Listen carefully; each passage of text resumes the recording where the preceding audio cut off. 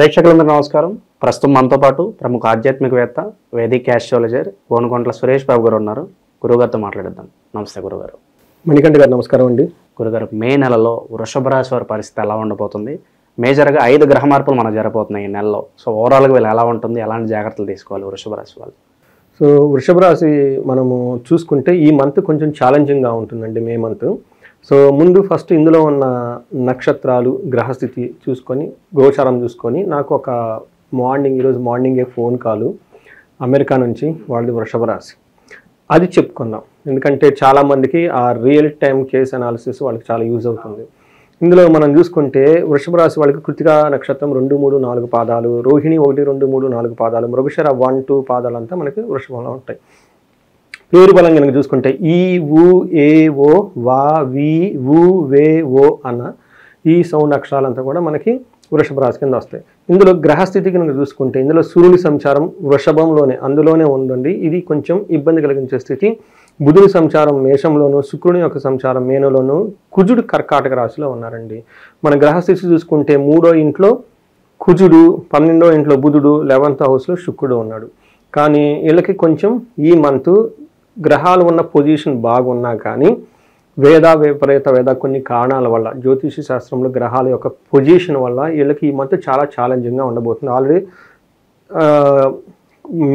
మనకి April 15th నుంచి challenges already start అయిపోయినాయి. ఇది ఇంకొక 1 month కంటిన్యూ అవుతుందండి ఛాలెంజింగ్ పీరియడ్. ఆల్మోస్ట్ ఒక 2 months 40 days కొంచెం ఛాలెంజింగ్గా ఉంటుంది. అది ముందు థియరిటికల్గా మనకి మహర్షులు అసలు గ్రంథాల్లో శాస్త్రాలు ఏం చెప్పారు, దాని రియల్ టైంలో నాకు ఒక మార్నింగ్ ఫోన్ కాల్ కూడా చూద్దాం. ఇందులో సూక్ష్మంగా కనుక చూస్తే వీళ్ళకి స్థాననాశనం అంటే చేంజ్ ఆఫ్ ప్లేస్, ఉన్న ప్లేస్లో కంఫర్టబుల్గా ఉంటుంది జాబ్ పరంగా. తర్వాత రావాల్సిన ధనం లేకుండా ఆగిపోతుంది. తర్వాత వీళ్ళకి ఈ మాసం అంతా ఇన్సెక్యూరిటీగా ఫీల్ అవుతారు. అంతకుముందు ఎవరైనా ఇన్సెక్యూరిటీగా ఉన్నా, లేదంటే బాగా హ్యాపీ లగ్జరీగా ఉన్నా, ఇక ముందు చాలా భయంగా టెన్షన్గా ఉంటుంది. దీంతోపాటు అవమానాలు చేసేవాళ్ళు కూడా ఎక్కువగా ఉంటారు వీళ్ళు. కానీ అది సూక్ష్మంగా లైట్గా జరుగుతుంది అవమానం చేసేవాళ్ళు. ఈ యొక్క స్థితిని బట్టి ఇది మనకు సూక్ష్మంగా ఉంది. మనకి ప్లానెట్ సూర్యుడు వీళ్ళకి మిక్స్డ్ రిజల్ట్ ఇస్తున్నాడు. కుజుడు మాత్రం సూర్యుడు అసలు మంచి రిజల్ట్ ఇవ్వట్లేదు, కుజుడు వీళ్ళకి మిక్స్డ్ రిజల్ట్ ఇస్తున్నాడు. తర్వాత శుక్రుడు కూడా మిక్స్డ్ రిజల్ట్ ఇస్తున్నాడు అనమాట. అయితే వీళ్ళకి మెయిన్ బాగా ఇబ్బంది పడాల్సింది ఎవరంటే అండి సూర్యుడు యొక్క ప్రభావం ఈ రాశి వాళ్ళకి. మిగతా యొక్క గ్రహాలు కూడాను అంత అనుకూలంగా లేకపోతే కొంచెం ఛాలెంజింగ్గా ఉంటుంది అనమాట. ఫస్ట్ మనం దీనికి ముందు కరెక్ట్గా ఈరోజు మార్నింగ్ డేట్ ఎంత అండి, ఏప్రిల్ 25th. మనం ఆల్రెడీ రాశి ఫలాలు ప్రిపేర్ చేస్తూ ఉన్నాం. మార్నింగ్ నాకు ఒక కాల్ వచ్చింది, ఎందుకంటే నాది కొన్ని ఛానళ్ళు ఆల్రెడీ ఇవి వెళ్ళిపోయి చూస్తున్నారు. అమెరికా నుంచి ఒక లేడీ కాల్ చేసి నేను మార్నింగ్ నిద్రలేసేటప్పటికే మెసేజ్ ఉంది, దే వాంట్ టు కనెక్టెడ్ మీద వాట్సాప్లో మెసేజ్ పెట్టారు. వెంటనే రిప్లై ఇచ్చాను. వాళ్ళు నాకు లైన్లోకి వచ్చి కనెక్ట్ అయ్యారు. మాట్లాడని విషయం ఏంటంటే వాళ్ళు రీసెంట్గా జాబ్ వచ్చింది, కానీ ఆ వచ్చిన జాబ్లో వీళ్ళకి ఒక పర్టికులర్ ప్రాజెక్ట్కి అసైన్ చేసి మళ్ళీ క్యాన్సిల్ చేశారు వీళ్ళని. అప్పుడు ఏంటంటే జాబ్ ఉందని ఒక ఆనందం, కానీ ప్రాజెక్ట్లో ఎత్తిపోతే ఎప్పుడు బయటకు పంపిస్తారో తెలియదు అనమాట. ఎందుకంటే ప్రాజెక్ట్ అనేది చాలా ఇంపార్టెంట్ ఐటీలో.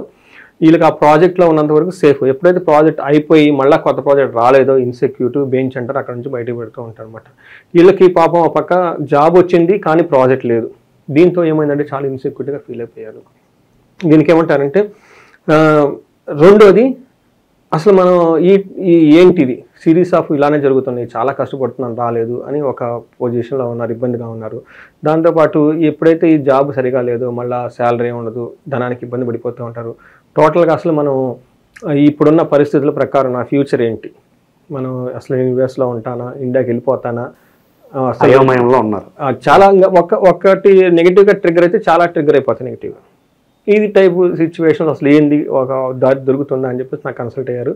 అది ఎందుకు చెప్తున్నానంటే వీళ్ళకి లాస్ట్ మంత్ నా రాశి ఫలాలు ఈ వృషభ రాశి వాళ్ళు చూసుకొని చాలా క్లియర్గా చెప్పాను. ఈ మంత్ కూడా మళ్ళీ మనం కంటిన్యూ చేస్తే వాళ్ళకి ఇంకా క్లారిటీ అర్థమవుతుంది. ఆ వచ్చిన ఫోన్ కాల్కి అందరూ నాకు ఫోన్లు చేయరు కదండి, కొంతమంది చేస్తుంటారు. బట్ వాళ్ళకి సిమిలర్గా ఇలాంటి సిచ్యువేషన్లో ఖచ్చితంగా ఫేస్ చేస్తూ ఉంటారు. ఏం చెప్తూ ఉంటారంటే మనకి ఏం చెప్తారు, స్థాననాశనం 1వ ఇంట్లో ఉంటే చెప్తారు. ఇంకా మన డీటెయిల్ దేహార్తి, తర్వాత సత్వం, సంతాప కాలతిక్రమణ భోజనం, బంధుమిత్ర సుహృద్వేష. అంటే వీళ్ళకి ఏమవుతుందంటే హెల్త్ ప్రకారంగా సరిగా ఉండదు. ఎవరికో ఏదో జరిగి తద్వారా వీళ్ళకి బాధపడుతూ ఉంటారు. కాలాతిక్రమణ భోజనం, టయానికి భోజనం చేయకుండా ఇబ్బంది పడుతూ ఉంటారు. బంధువులతోటి, మిత్రులతోటి, స్నేహితులతో వీళ్ళే ద్వేషిస్తూ కూర్చుంటారు. తర్వాత ఏమవుతుందంటే చంద్ర రాశి గతే రవి అక్కడ ఉండటం వల్ల ఎలా వాళ్ళకి సరిగా ఉండదు. పర్టికులర్ ప్రొఫెషనల్ మ్యాటర్స్లో చాలా ఇబ్బంది పడుతూ ఉంటారు. ఇప్పుడు ఆల్రెడీ మేమంతా చాలామంది ఫేస్ చేస్తూ ఉంటారు ఇది మోరార్లెస్ ఇలాంటి టైప్ ఆఫ్ సిచ్యువేషన్. అండ్ దీంతో పాటు వీళ్ళకి 7th హౌస్లో దృష్టి ఉండటం వల్ల ట్రావెలింగ్ చేస్తే ఆ ట్రావెల్ అంత అనుకూలంగా ఉండదు. కొంచెం అనారోగ్యానికి గురే అవకాశం కూడా ఎక్కువగా ఉంటుంది. అయితే 3వ ఇంట్లో రవి ఉండటం వల్ల ఇది అగైన్ చాలా స్ట్రెంగ్త్ని ఇస్తుంది వాళ్ళకి. ఒక పక్క సూర్యుడు ఇబ్బంది పెడుతున్నా, కుజుడు స్ట్రెంగ్త్ని ఇస్తున్నారు. ఇందాక చెప్పిన దాంట్లో చూసుకుంటే జాబ్ అయితే ఉంది, అది కుజుని వల్ల. జాబ్లో సరిగ్గా రిజల్ట్ లేదు, అది సూర్యుడి వల్ల. ఎలా ఉంటుంది అంటే జాబ్ ఉండి ఉన్నట్టు పోయినట్టు కొన్నిసార్లు మనకు అనిపిస్తుంది ఈ జాబ్ వదిలేసి వెళ్ళిపోదామా అంత సిచ్యువేషన్ దాకా వస్తుంది అనమాట. కానీ కొన్నిసార్లు మళ్ళీ జాబ్ ఆల్టర్నేటివ్ లేదని కంటిన్యూ అవుతూ ఉంటాం. ఈ టైప్ సిచ్యువేషన్స్ ఎక్కువగా ఉంటుంది వాళ్ళకి.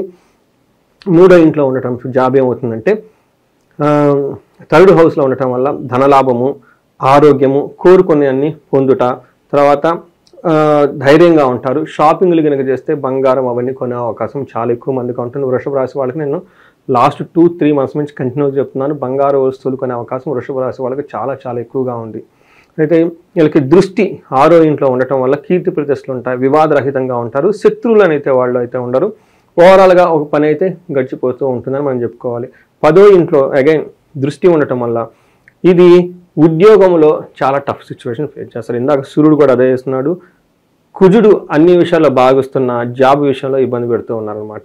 మనకి శుక్రుడు కనుక చూస్తూ ఉంటే ఓవరాల్గా 11వ ఇంట్లో శుక్రుడు ఉండటం వల్ల ఏమవుతుందంటే సో పుష్టిం కాంతిం తదా కీర్తిం ఇష్టసిద్ధి కార్య సాధకం క్షీరాన్న భోజనం కుర్యా చక్రై ఏకాదశి ఫలం. ఏకాదశిలో కనుక శుక్రుడు ఉండటం వల్ల ఏమవుతుందంటే పుష్టిగా ఉంటారు, కాంతివంతంగా ఉంటారు, ఎప్పుడు కీర్తి ప్రతిష్టలో ఉంటారు, ఇష్టసిద్ధి కార్యం అనుకున్న పనులన్నీ చేసుకుంటూ ఉంటారు, చక్కగా పార్టీలు ఫంక్షన్లు అన్నీ చేస్తూ ఉంటారు అనమాట. అంతేకాకుండా 5th హౌస్లో వీళ్ళకి శుక్రుడి యొక్క దృష్టి ఉండటంతో పిల్లల విషయంలో కొంచెం జాగ్రత్తగా ఉండాలి. Plus higher level of strategies చేసిన భవిష్యత్తు గురించి సంబంధించిన ఇష్టమైన ముఖ్యమైన నిర్ణయాలు తీసుకోలేక ఇబ్బంది పడిపోతూ ఉంటారనమాట. ఈ 2 విషయాలు ఛాలెంజింగ్గా ఉంటాయి. మిగతా అన్ని విషయాలు స్థితి ప్రకారంగా చూసుకుంటే ఒక జాబ్ విషయంలో చాలా కేర్ఫుల్గా ఉండాలి. మిగతా అన్ని విషయాలు వీళ్ళకి ఓకేగా ఉంటుంది. అయితే నక్షత్రం ప్రకారం చూసుకుంటే అడుగుతారు క్వశ్చన్. గురుగారు ఈ రాశిలో ఏ నక్షత్రాలు ఉంటారు, మరి వాళ్ళకి ఎలా ఉండబోతుంది? ఇందులో కృతిక, రోహిణి, మృగశిర 3 నక్షత్రాలు ఉంటాయి. ఇది వీళ్ళకి కొంచెం మిక్స్డ్గా ఉందని మనం మొదటి నుంచి చెప్పుకున్నాము. ఫస్ట్ కృతికా నక్షత్రం వాళ్ళకి సౌఖ్యంగా ఉంటుంది, సంపదలు ఉంటాయి, క్షేమంగా ఉంటారు. ఇది just be noted, you will be safe. అయితే ఛాలెంజ్ ఎక్కడ ఉంటుందండి, మృత్యు భయము, నాశనము, కలహము, గొడవలే అవకాశం ఎక్కువగా ఉంటుంది. సో ఇది మీకు చెప్పాము ఇందాక, ఆ జాబ్ ఉంటుందో పోతుందో, స్థితి ఉంటుందో పోతుందో, మృత్యు భయం అసలు ఉంటామా పోతామా.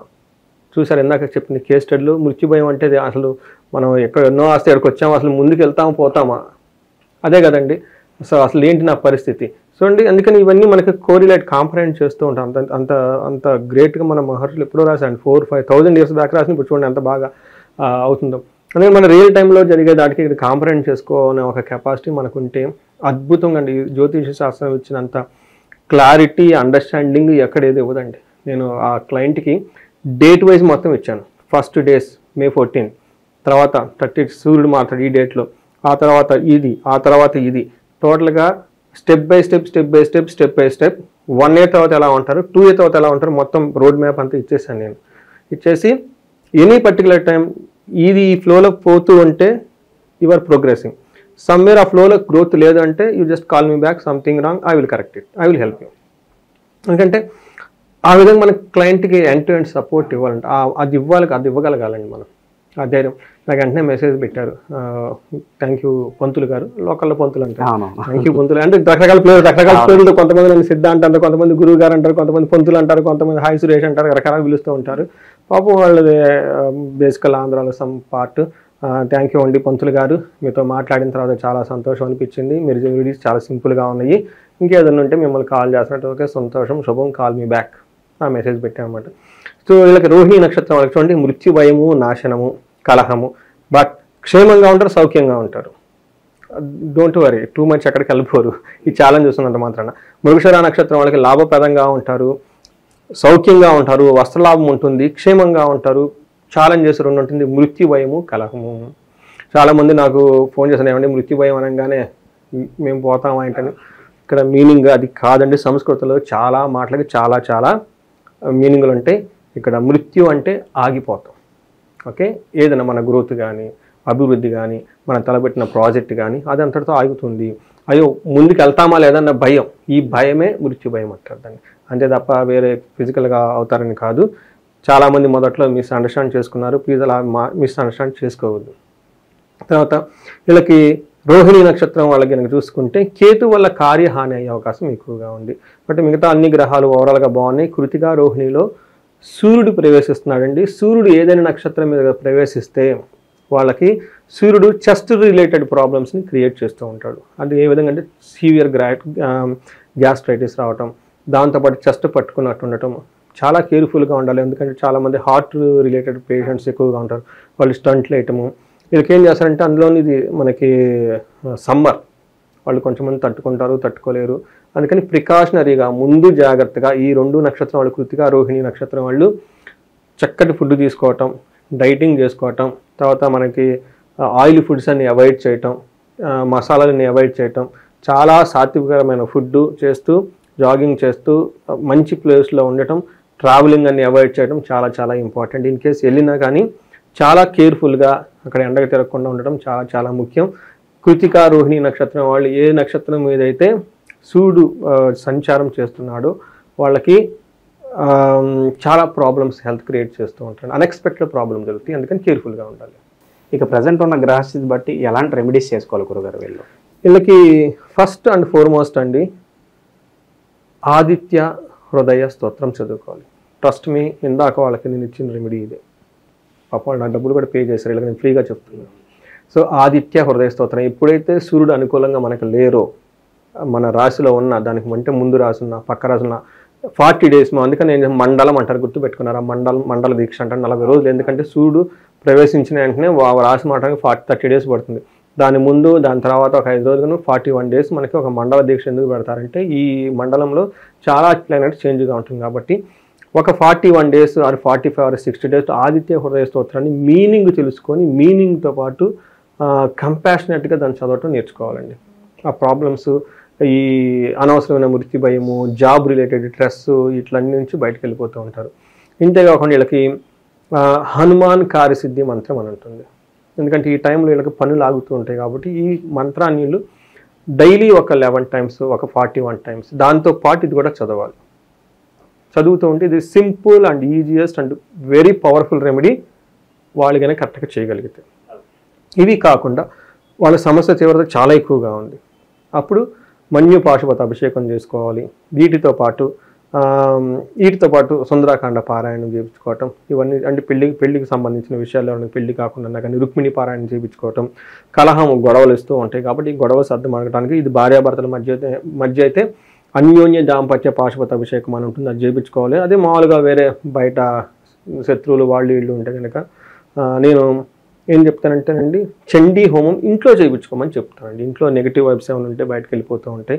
ఇంకా మిగతా అన్ని విషయాల్లో బాగుంది కాబట్టి వాళ్ళకి ఎవరికైనా ధనానికి ఇబ్బంది పడిపోతూ ఉంటే నేను ఎక్కువగా వాళ్ళకి కుబేర పాశుపతము, సంపుటీకరణ శ్రీ సూక్తంతో చేసిన మహాలక్ష్మి విశేష హోమం చేయించుకోమని చెప్తాను.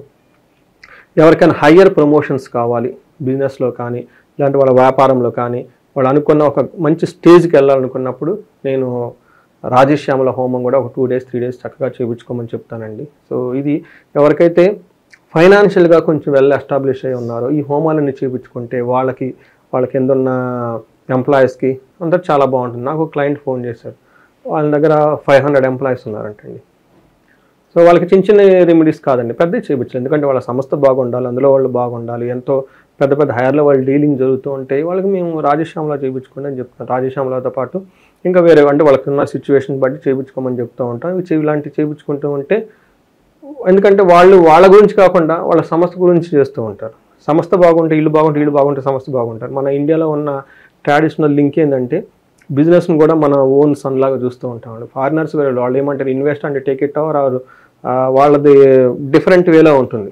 బిజినెస్ స్టార్ట్ ఇచ్చేసాం అన్నట్టు ఉంటుంది. బట్ మన ఇండియన్ సినారియోలో ఆ కల్చర్ రాదు కూడా. అలా వచ్చినా కానీ అవన్నీ ఫెయిల్ అయ్యి మనకేంటంటే బిజినెస్తో పాటు మన బిడ్డ అనుకొని పెంచుకుంటూ ఉంటాం అనమాట. అంత ఎమోషన్స్ ఉంటాయి. అందుకని మన ప్రతి బిజినెస్లో కాలు పెట్టిన వెంటనే ఫస్ట్ దేవుడి బొమ్మలే పెట్టుకుంటాం కదండి. బిజినెస్ చేసుకుని చాలా ఆధ్యాత్మికంగా ఉంటారు. ఎందుకంటే వాళ్ళ ఆధ్యాత్మిక శక్తి నుంచి అది నడుపుతూ ఉంటారు. ఇలాంటి వాటికి ఇంట్లో హోమాలు చేసుకున్న వాళ్ళ ఫ్యాక్టరీలో కానీ ఎక్కడ కానీ హోమాలు అవన్నీ చేయించుకుంటే పాజిటివ్ ఎనర్జీ వచ్చి వర్కర్స్కి వీళ్ళకి మంచి సేవ కుదురుతుంది. తర్వాత లాట్ ఆఫ్ కోఆర్డినేషన్ కావాలి, కోఆర్డినేషన్ ఇంప్రూవ్ అవుతుంది. ఇది చేయించుకుంటే చాలా బాగుంటుంది రాజశ్యామలో.